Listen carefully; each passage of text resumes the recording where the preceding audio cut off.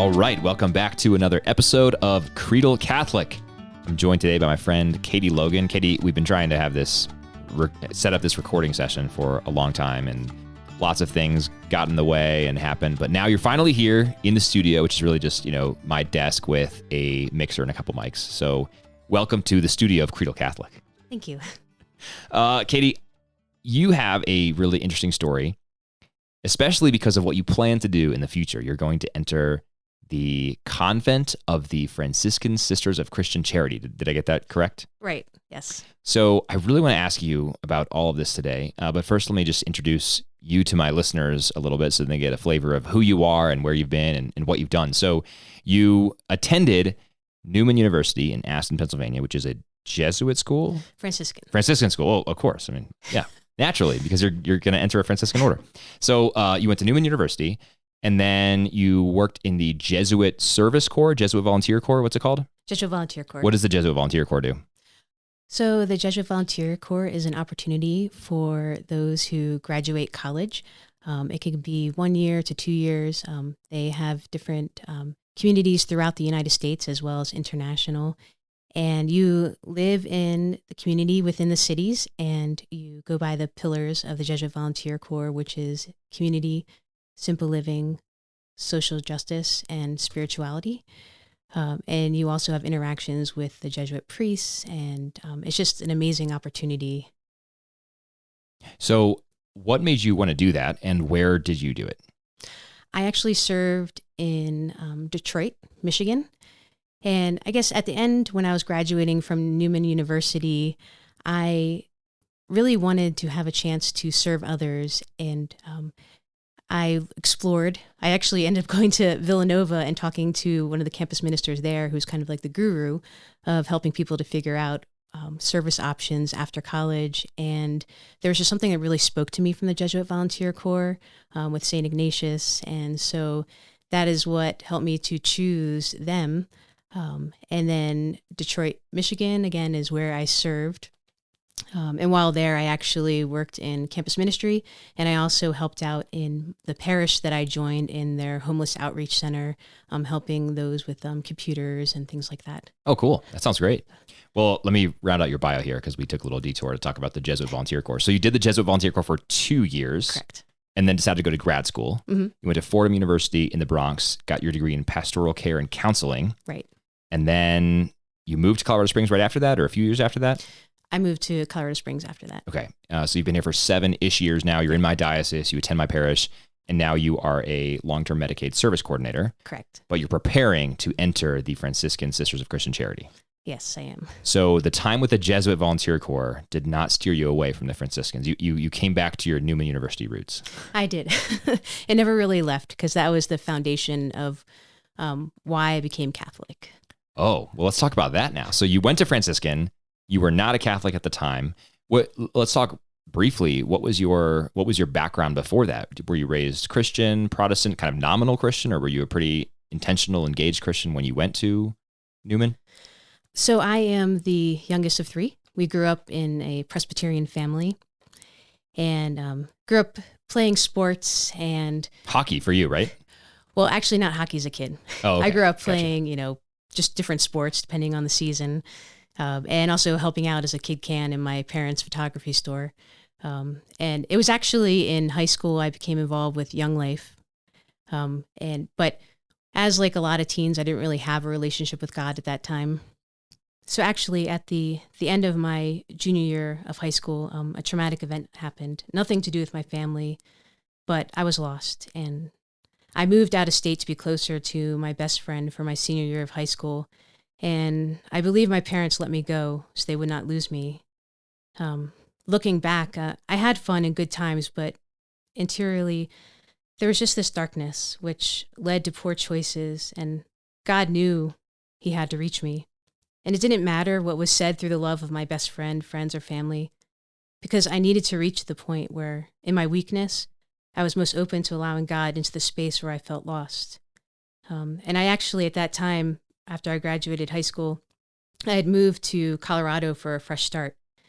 But of course, I came to realize that when you're facing an interior battle, that it takes more than a change in scenery.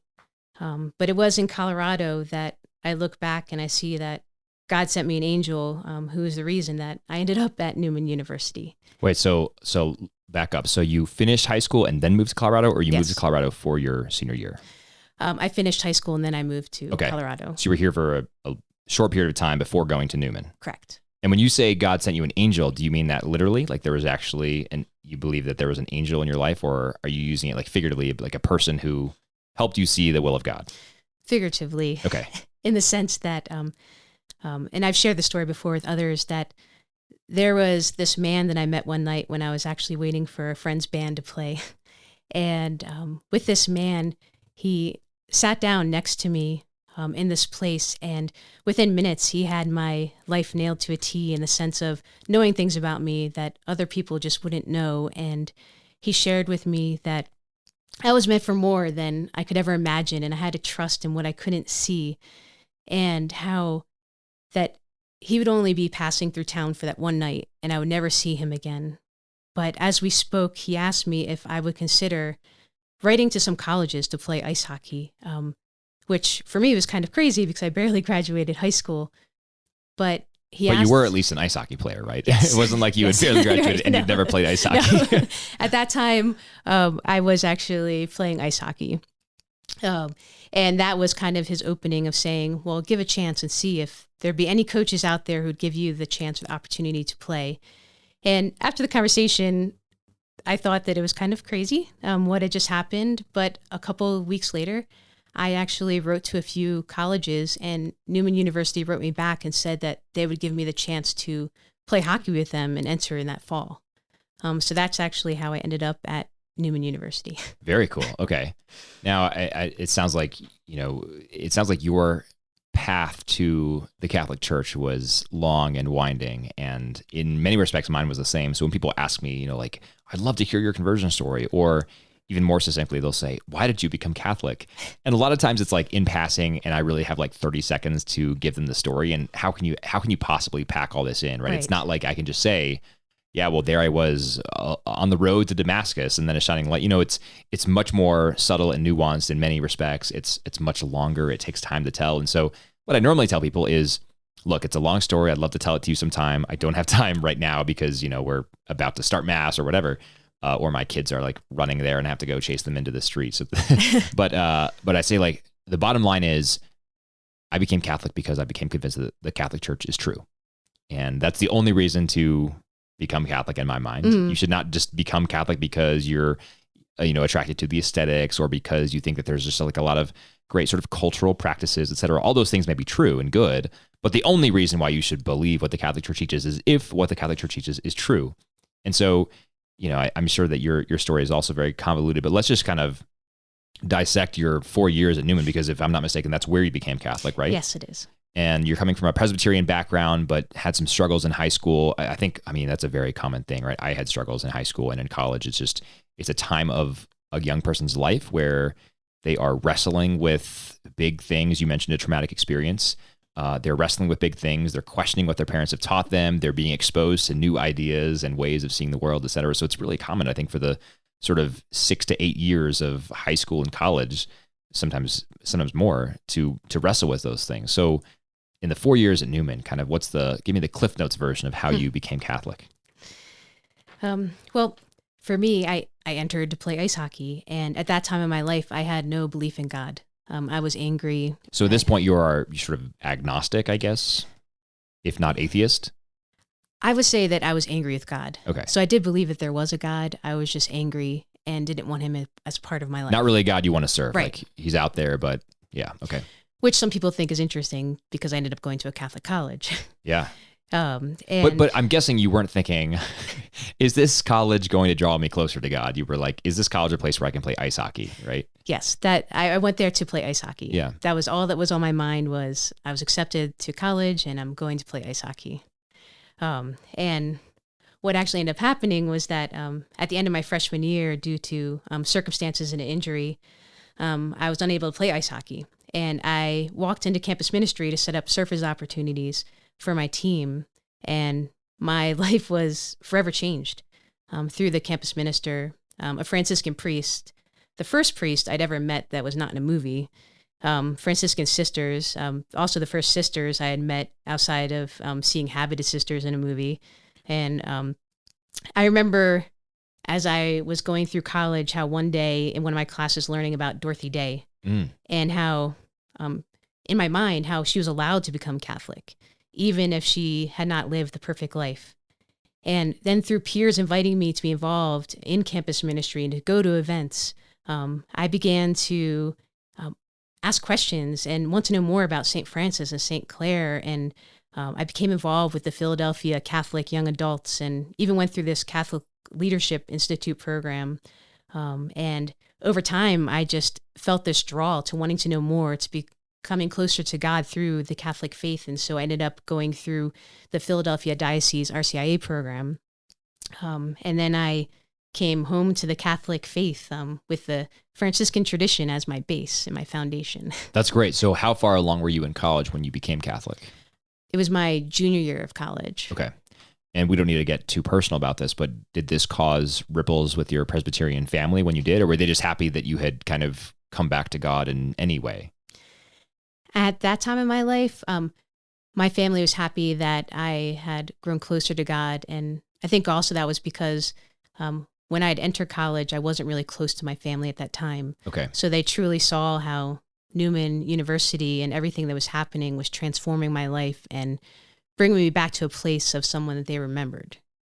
That's good. That's good. I mean, as someone who, and Sally as well, is, we both grew up in Protestant families, and it's been hard, being Catholic when our families are not. And we've had hard conversations, and we've had hard, I guess, negative impacts on relationships in many respects. But we've also had conversations in which our family members say, I don't agree with your decision, but I see the fruit of it in your life. And that's at least something that's nice to hear, right? Mm-hmm. That they can recognize that there is good that's coming out of this, even if it's a decision that they don't understand or even agree with. Right. So then you graduated from Newman, as we talked about, Jesuit Volunteer Corps, and then your Fordham University experience, and then you moved to Colorado. So what brought you back to Colorado from being in the Bronx? Was it just a desire to, get out of the city and see the mountains again? Well, for me, after I graduated, I felt a draw back to the mountains, and also my sister and her family live up near Denver. And so I just thought it was a great opportunity to come out here and have a chance to build a deeper relationship with her and the family as well. Great. Well, we're glad you're here. We're glad that we can meet you. So now let's talk about your call to religious life. So you've been here for 7-ish years, I think, in the Springs, and you're planning on entering as soon as you can. Yes. The Franciscan Sisters of Christian Charity. And you're going to be living in Wisconsin, is that right? Mm-hmm. Which is Manitowoc. Is that where the order is headquartered? The Mother House is up there in Manitowoc. Mother House, okay. And what's the difference between a Mother House and a convent? So that was something I learned along the way in the past couple of years.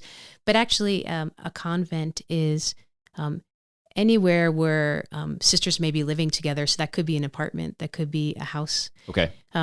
Wherever there's a community of sisters. And the Mother House is the base. So for any religious order, for a woman's religious order, wherever their base is, I believe anyway, that is what they would call the Mother House. That makes sense. So it's the head convent, if you will. Mm-hmm. Okay. So that's in, you said Manitowoc, Wisconsin? Mm-hmm. Where is that in Wisconsin? In relation to like Milwaukee, Madison, the cities I would know. It's north of Milwaukee. Okay. Got it. Cool. And so I want to talk to you about kind of your discernment getting there, and then we can talk more about the order itself, because I'm always interested in different charisms of different orders and things. I just think religious orders are such a gift to the life of the church, and love understanding what differentiates one order from another. So we can talk more about that as well. But let's talk about your discernment. So you've been here for 7 years. When was it that you first realized that you had a call to religious life? It was actually back in May of 2018. Okay, so we're now 2.5 years-ish into that realization. Mm-hmm. And then how long, I guess, so May 2018, you realized you had a call. When did you think you might have a call? Like, I guess basically, what was how long was the timeline of discernment? Well, I would say that, the May 2018 was when I received the call. Right. To religious life. And that was really the beginning of the discernment, of trying to figure out from the call what God was asking from me during that time. Right. So when you say received the call, that means that that God impresses on your heart, I'm calling you to religious life. Yes. In some way. Mm-hmm. And then you discern sort of what order, where, what's it going to look like, et cetera. Cloistered, non-cloistered, right? There's all these different... It's a very simple process. Yeah, seriously. It sounds very simple. So May 2018, I guess, how long prior to that were you thinking about religious life and praying about it? Or was it a much more condensed thing and just sort of out of the blue, you had this call placed on your heart? Well, it was actually, my story is very interesting. Everyone's story is a little bit different. But for me, I had actually gone to Holy Apostles. Our parish, yeah. Yes, for the first time at the beginning of that year in 2018. Okay. Because before that, I had been working in a residential program before I started my current job. And so I worked swing shifts. And so it was really hard to really find a parish that I felt like was a home, a place that I could join and become a parishioner. But after I'd gone to the first Mass, I learned about the Christ Renews His Parish welcome program they had here at Holy Apostles. And I ended up going on the retreat. Something about it was just calling me to that program. And I share with others, it was interesting. So it was the first time that I was in a room full of 30 plus women, and it was just a surrounding of people who loved Christ, had great faith, and were there to be supportive of one another. And that was a new experience for me, to be around others like that. And after that retreat, I decided to join the formation for Welcome. And as I went through that program, it was as if God was like slowly transforming my heart. And one of the women who was actually in the program encouraged me to start going to daily Mass, because I was trying to figure out, what is God asking of me? And our pastor had shared with me, well, first he said to read the book Interior Freedom by Father Jacques Philippe and to pray. And so I began to pray, and I started to go to daily Mass after Easter that year. And I remember thinking at first, like, why do people go to daily Mass? I don't understand. Who would ever think of doing that? And after the first week of going to daily Mass, all I could think was, how could I never not go to daily Mass? Like, I get it now. Wow. Right. It was just very transforming. And it was as if God was just, but piece by piece, things were changing in my life. And it was actually within that next month of when I received the call to religious life. I had started to see a spiritual director, and it was just during adoration one day where I was frustrated and just trying to figure out, God, what do you want from my life?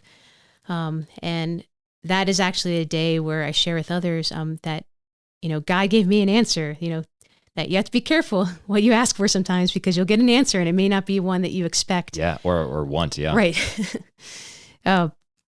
So that is when I actually had received the call to religious life. Great. Oh, I love that. It's beautiful.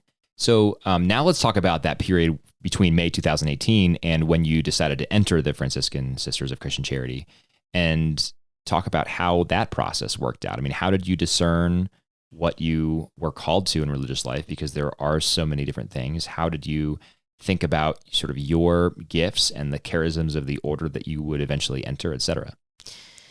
Well, for me, actually, what really helped in the beginning was that I was just looking for the opportunity to find out, like, what is religious life? Because it can be a little bit intimidating there's over 300 orders, to try to figure out where you even start, where do you go?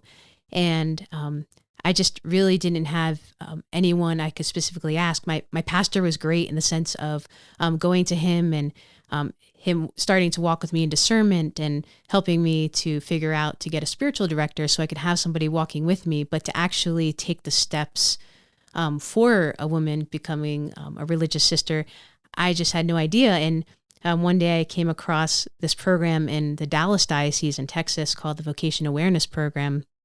And it just, for me, I'm a planner. I love to plan things ahead of time. And this came up and I had 6 hours to apply for it. Or I could not go. And so I was just like, okay, God, there's a reason why you brought this across my Google search. And I applied for it. And within 1 week, I was heading to Texas, driving wow. down to Texas to go to this vocation awareness program. And so is this like a symposium where you can just find out about hundreds of different orders and try to kind of see which ones you might be interested in?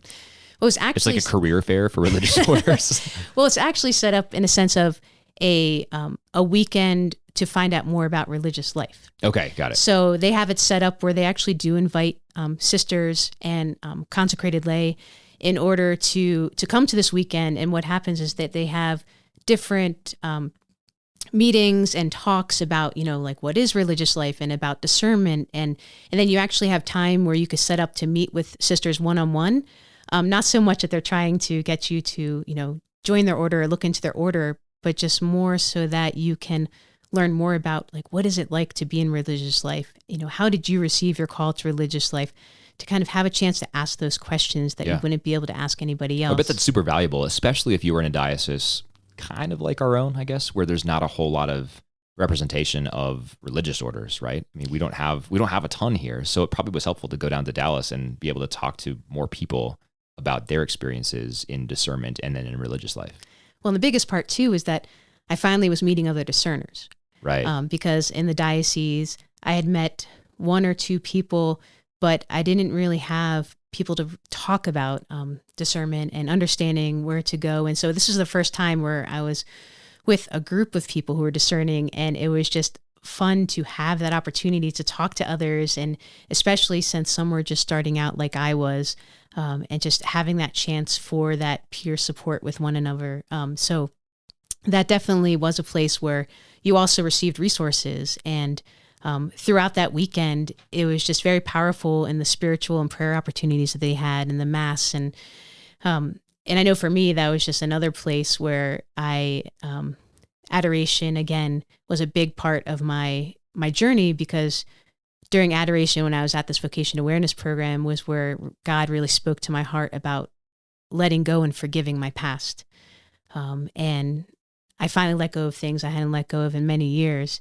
And it just brought about a freedom that I'd never known.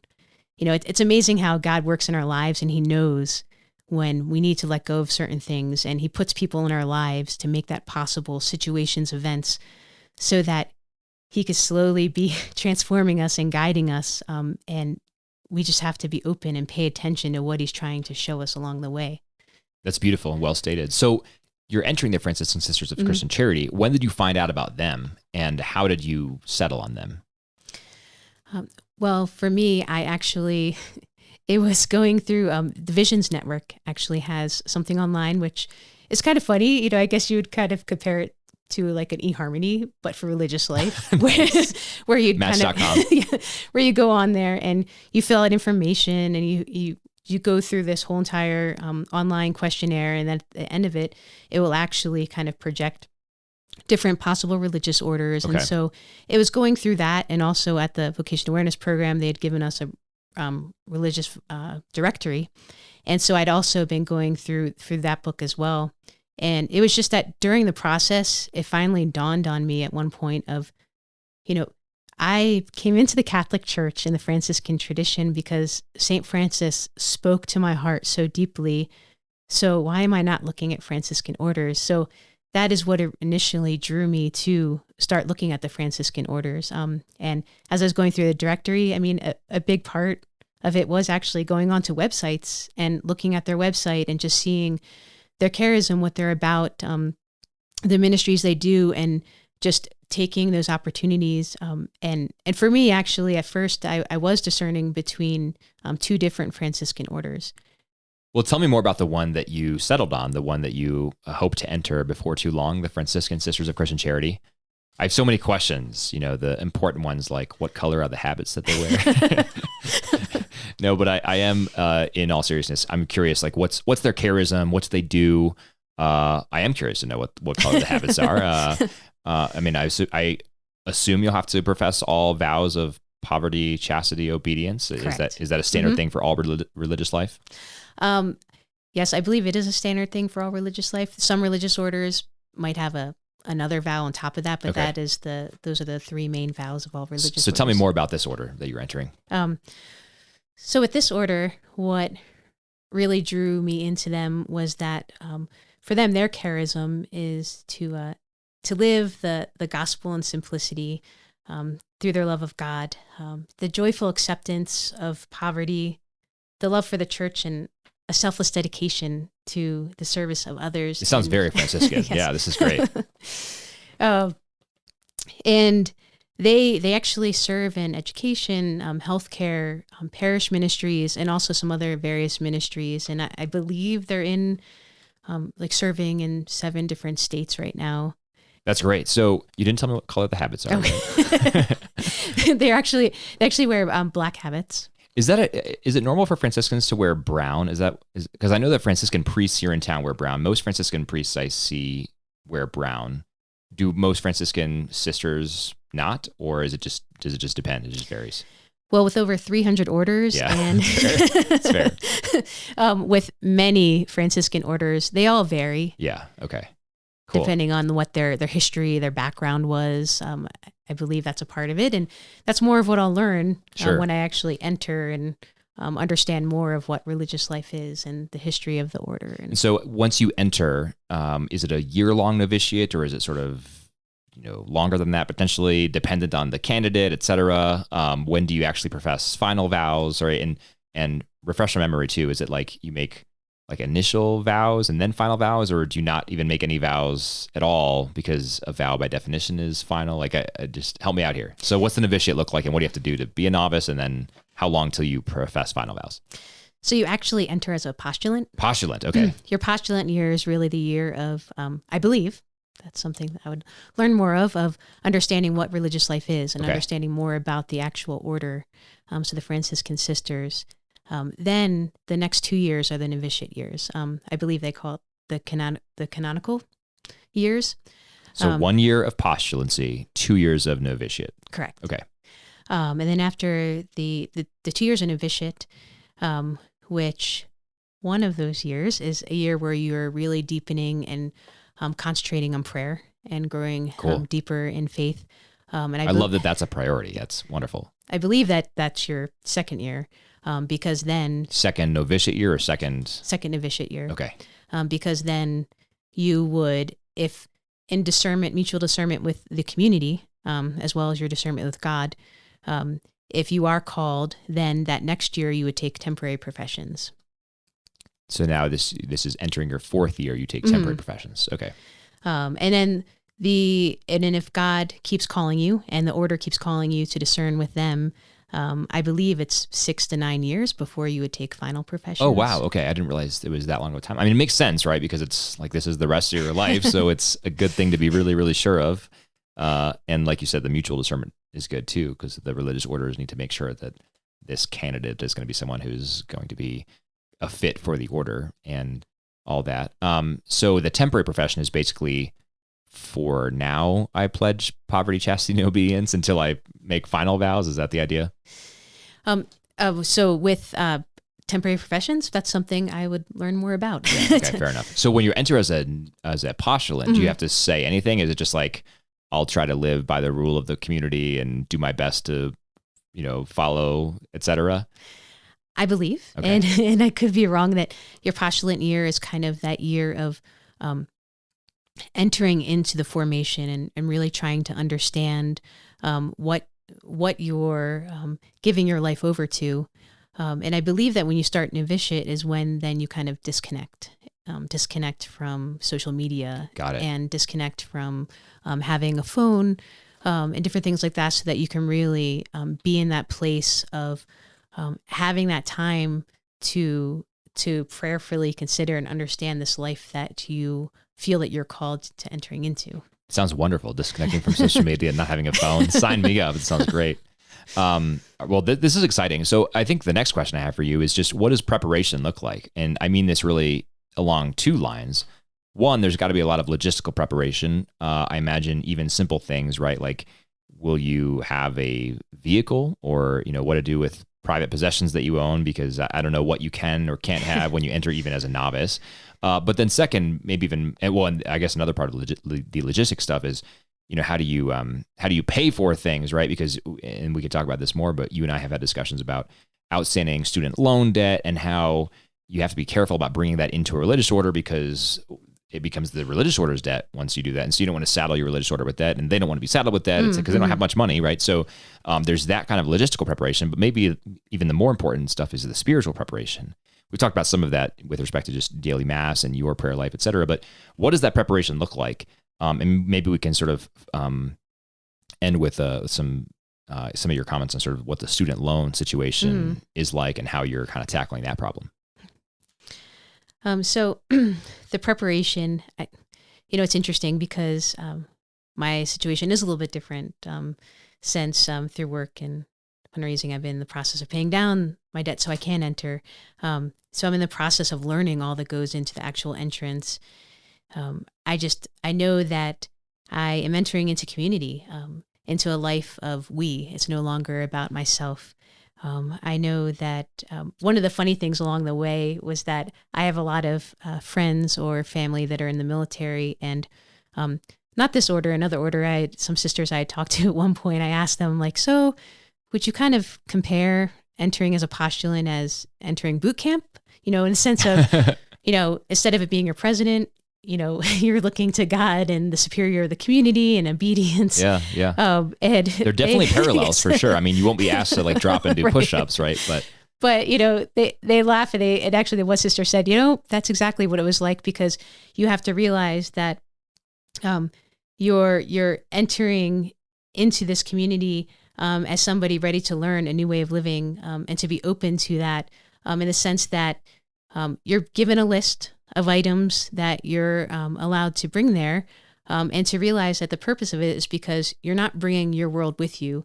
You're letting go of all those things of your life in order to enter into formation, to really discern if God is calling you to this new life.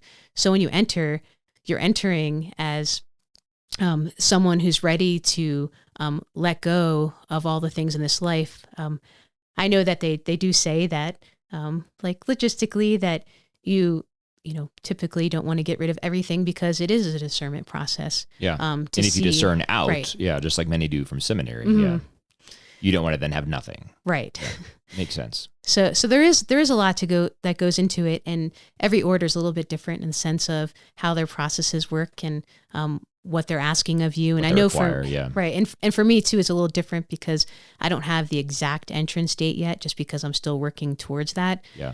So I know that once I do have that date, then a lot more information would come my way in the sense of how to prepare. But I know the biggest part for me has been to really focus on, continuing prayer, daily mass, and meeting with my spiritual director, because it's just so important in order to continue that up until a day that, God willing, I do enter. Yeah, no, that's wonderful. Do you have a ballpark idea of when your entrance date will be? I know it's dependent on some things like your student loan fundraising, for example, right. But are you hoping 2021?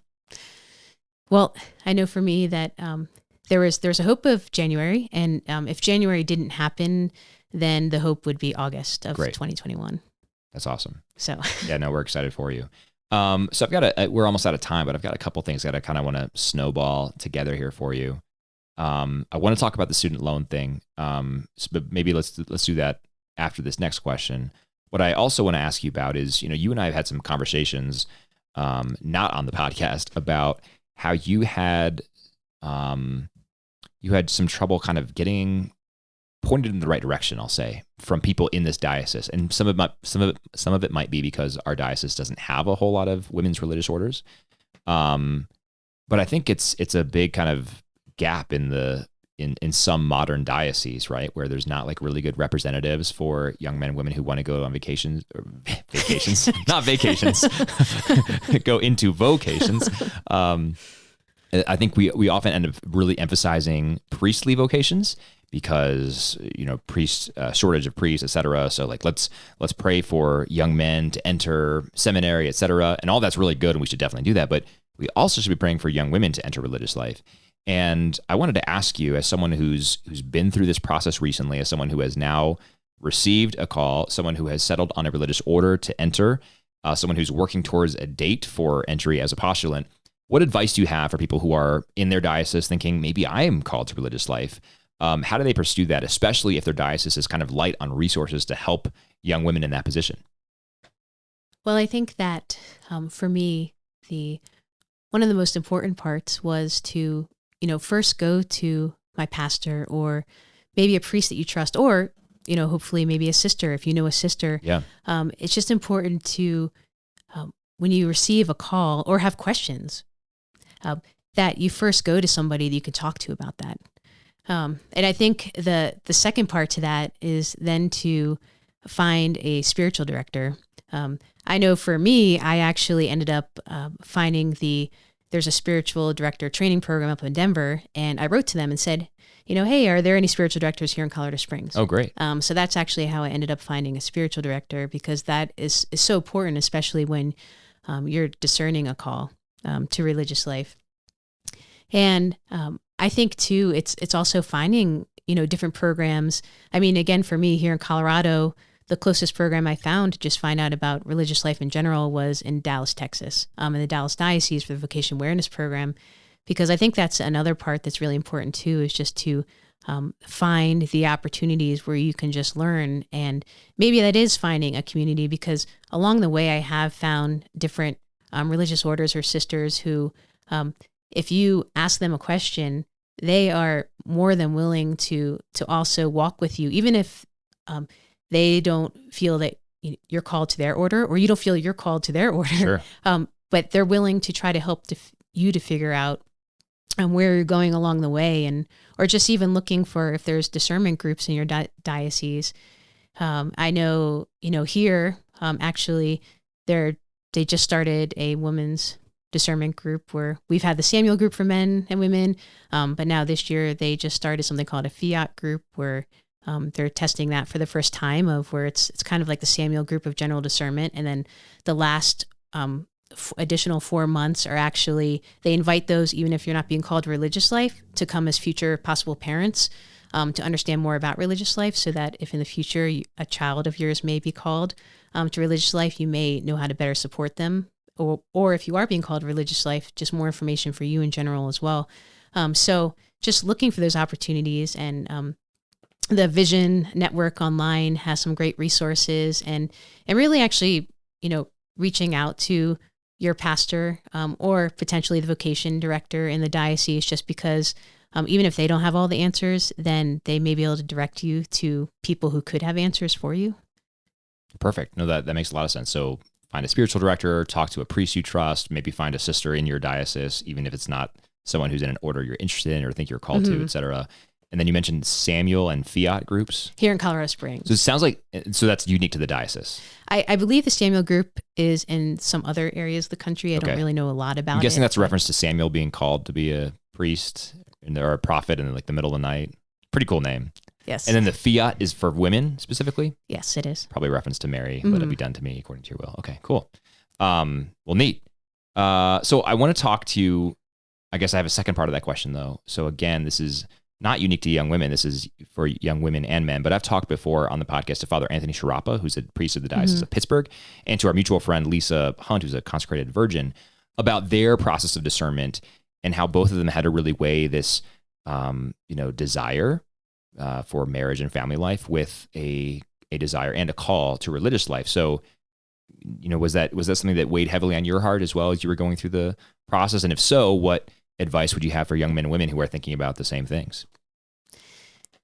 Well, I think for me that along the way, that definitely came to mind in the sense of like, am I being called to marriage or religious life? How do you know the difference? What if I'm making the wrong decision? And I know that at one point, one of the sisters I met had shared that it's human and healthy to have a desire for family and children.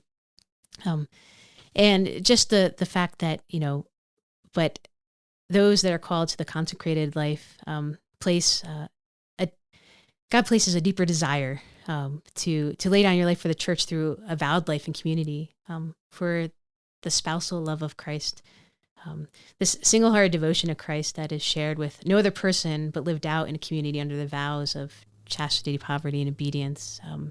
And for me, that is what's leading me to enter into discernment with the Franciscan Sisters of Christian Charity, to see if this is where I'm being called, and I mutually discern with the sisters. And I think for others too, it is trying to find that out, be able to understand that almost very similar to seminary, the reason why you enter into formation is that you're not signing on a dotted line when you enter into the convent. Right. It's to give that opportunity to prayerfully consider with God, with community, if this is where God's calling. And through those years, you're just growing deeper in your spiritual life. And, the one thing they say is that, don't make discernment a vocation, in the sense that sometimes, that's really good. Yeah. No, Father Anthony talked about that as well. Yeah. Sometimes you just need to enter, because once you enter, then if God does call you out, what happens is that you've grown deeper in a personal relationship with God. So that will make you only stronger if you are then being called to marriage and families. And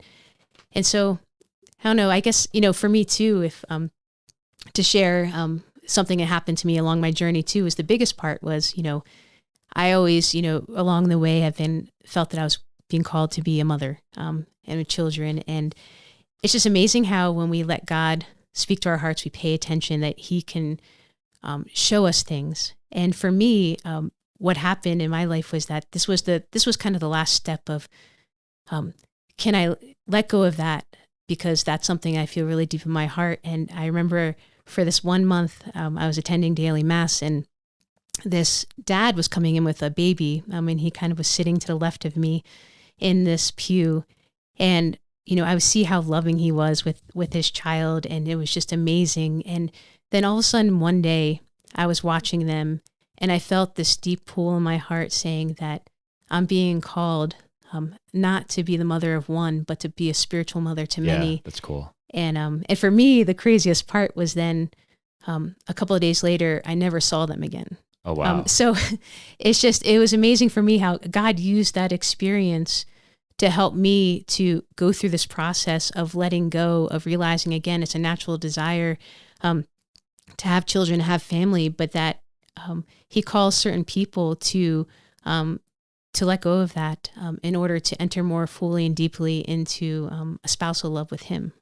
I love that. Thank you for being vulnerable and sharing that. That's a great story, and I think you summed that up really well. And I like your points about just, you can't make a vocation out of your discernment, right? You have to pursue it and go one direction. I mean, the very fact that you were pursuing your vocation, I think led to sort of greater clarity on those desires of your heart, and then let God speak to you about those desires more fully.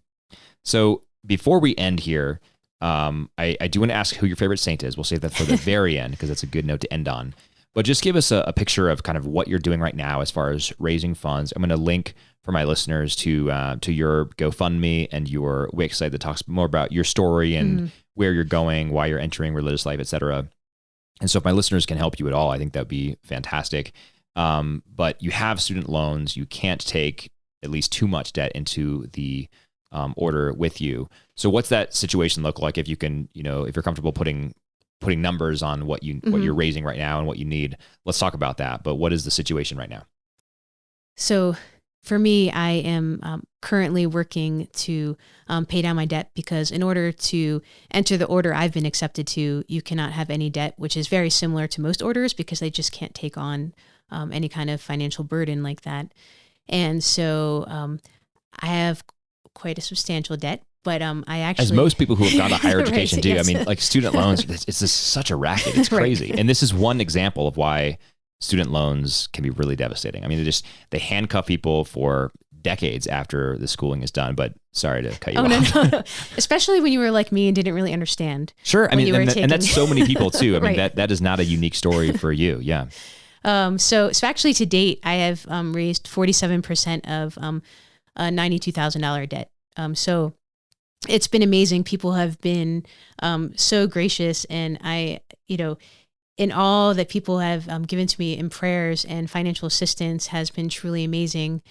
But yes, so at this time, I continue to work, and it's funny. I tell some people that at the beginning of all of this, when I was accepted, I prayed for God to give me more confidence. And again, it's one of those things, be careful when you ask about that, because he's definitely given me much more confidence in the sense of someone who likes to kind of be behind the scenes to all of a sudden have to be in a place of, will you give me money? Well, and God willing, I'm hoping that through having to kind of put my situation out there front and center, to also be a witness of how God can call anyone of different backgrounds, different situations, regardless of different financial situations. Yeah. And just how beautiful that is. And that sometimes it could be a real challenge. But I know along the way, I've just consistently received, God continuing to tell me that, yes, this is a path that you're on, and yes, keep going. And that he will provide the way. But I started a website, and I have a GoFundMe page. And, at this time too, I tell people, from the bottom of my heart that, if anybody wants to talk about discernment, obviously I don't know everything. I'm in the discernment process, but if they ever want to hear anything about a vocation story or just a talk or whatever it may be, I'm so open to it, because for me, to be able to talk about the amazing love of God is something that, from someone who was once broken and saw how God could transform someone's life, for me, that has been one of the most joyous parts about this part of the journey, was that maybe I have to be front and center, but I have this chance to share with people how God can change your life when you open yourself up to God. Yeah, that's fantastic. Well, like I said, for my listeners, I'm going to post the link to the GoFundMe. I'll also mention, you said you've raised 47% of the 92,000. Yes. So that's like 44,000 or so, my public math. So when my listeners go to the GoFundMe, you'll see that there's like 10,000 of the goal raised, but most of your fundraising has not been on the GoFundMe, right? So that's why there's the difference there. Right. And if you actually look in the section where I actually wrote, I actually have updated in that section about how much I actually have Great. raised. Cool. Well, I'll put those links in. And thanks, Katie, for all your time just sharing about your story and your experience. And I'll just echo what you said about, how you're willing to talk to anybody. If one of my listeners wants to talk to you about religious life, they can just email me, Zach@credalcatholic.com, and I will put you in touch with Katie. Or them in touch with you. You know what I'm saying? I'll put my listeners in touch with you if they want to ask you about your story. So before we end here, Katie, who's your favorite saint and why? Or not even favorite, right? There's so many. Like, what saint are you thinking about lately and why? And you can't use St. Francis. You already talked about it. Well, it's kind of funny because at one point I was asking different priests about, what book should I read? And someone told me that I should read the autobiography of Saint Teresa of Avila. Oh man, I just started it. It's on my shelf over there. Yeah. And so I had never actually read any of her writings before. So I think right now I really like her because of the fact that she's so honest and so true in her faith, in her writings. And I find it so intriguing. I just, one thing I love about different saints is just when you can see how real they are and how human they are, and how, we're all called to be saints. And Saint Teresa of Avila is definitely someone who reminds you that that it's something that all of us can strive for and we can reach it. And she's definitely a very powerful writer. And yeah, I guess she definitely has been on my mind recently, just because of the fact that I've been going through that book, and I'm really glad I am, because she's been teaching me a lot about. That's great. No, so I'm excited to read more of it. I mean, I've started it, and I've been sort of stuck in a perpetual cycle of starting it. I've read other books while I've still been sort of starting the Teresa of Avila one, but I really want to get back to it and dive into it. Not sure if you know this, but Saint Edith Stein became a Christian because of that book, the autobiography of. I mean, she became a Christian because of the Holy Spirit, right, but the Holy Spirit used that autobiography to teach her. So Edith Stein was visiting some friends before she was a Christian, obviously, and picked up that book off their shelf, read it in a night, and when she finished it, she said, "This is truth," and she decided to become a Christian. So yeah, Pretty cool. So, and that's it's just amazing how centuries later, Saint Teresa of Avila's work is having that level of influence. Very, very amazing how she was open to the work of the Holy Spirit and being an instrument of the Holy Spirit. So pretty cool. Great saint, great exhortation for all of us to pick that up and read it, and for me to keep going. So thanks for your time today, Katie. I really enjoyed our discussion. We will be praying for you as you prepare to enter religious life.